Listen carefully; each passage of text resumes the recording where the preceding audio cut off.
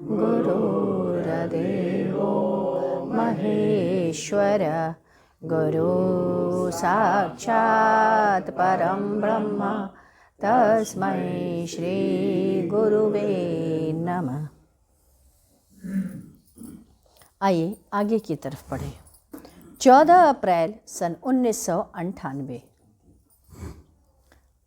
गुरुदेव बता रहे हैं, बच्चा जब गर्भ में आ जाए उस समय महिलाओं को क्या ग्रहण करना चाहिए जिससे कि बच्चा स्वस्थ, मेधावी और बल से युक्त हो, उत्पन्न होने के बाद निरंतर विकास से युक्त रहे। आज के सत्संग में इसी पे चर्चा हुई। गुरुदेव ने कहा, महिलाएं जब गर्भवती हों तो पूरे गर्भकाल में उन्हें वंशलोचन लेना चाहिए। गर्भ का जब दूसरा महीना प्रारंभ हो तो 8वें माह तक उन्हें सोम कल्याण घृत लेना चाहिए। दूसरा महीना समाप्त होने पर 1 माह तक मोरपंखी की चंदेली शिवलिंगी का बीज, 2 से 5 पुराना गुड़ और भांग के 2 बीज मिलाकर नित्य दूसरे महीने के बाद चने या मटर के आकार के भार का 30वां दिन तक लेते रहना चाहिए।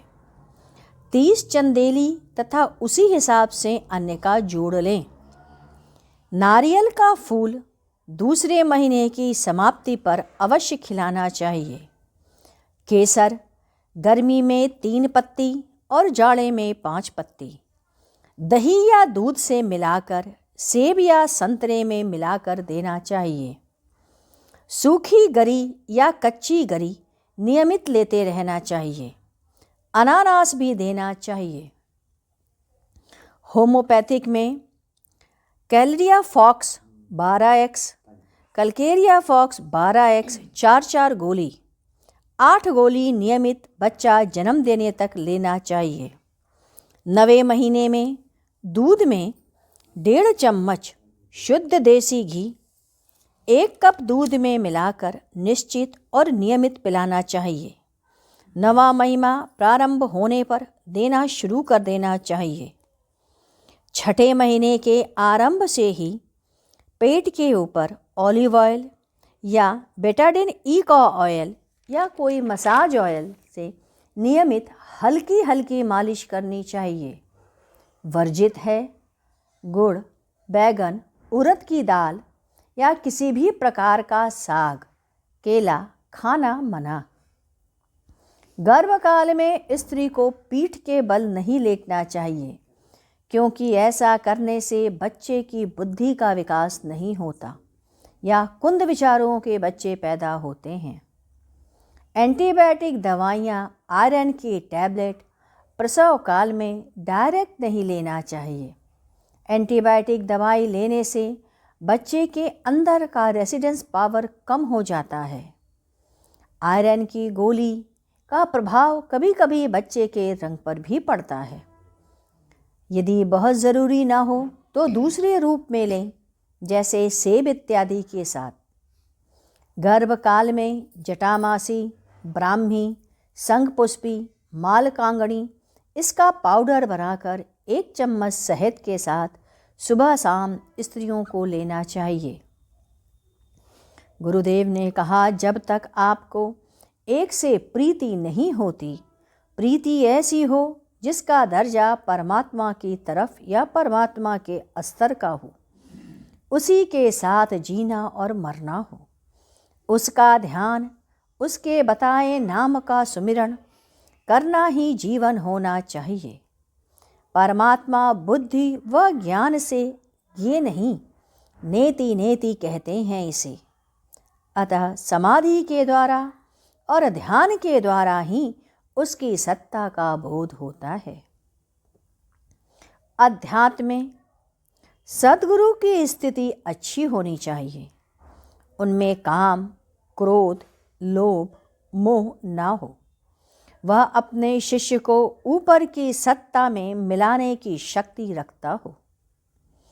तर्क और ज्ञान से, पुस्तकीय ज्ञान से कोई मतलब नहीं। जैसे बिना घुटना मोड़े सीढ़ी पर नहीं चढ़ सकते, उसी प्रकार परमात्मा के सामने बिना घुटना टेके प्रीति नहीं होती। मेरे अंदर अच्छे संकल्प होने ही चाहिए। आपने देखा और सुना है, पूर्व के वर्षों में कहा भी था, मेरी कुर्सी के निकट बैठते हो वो उस स्थल को सनय सनय चल देंगे। मुझे पता था कुछ होने वाला है। ऊपर की सत्ता ने स्वयं ही सारा कार्य संपन्न कर दिया। मैं सन्मुख कभी नहीं गया और वह चले गए। मैं जानता था कि इनके अंदर की संकल्प शक्तियाँ और इनके अंदर की बुराई में कौन जीतेगा, वैसे ही वो जिएंगे। और उनकी बुराइयाँ वक्त के साथ साथ समाप्त नहीं हुई।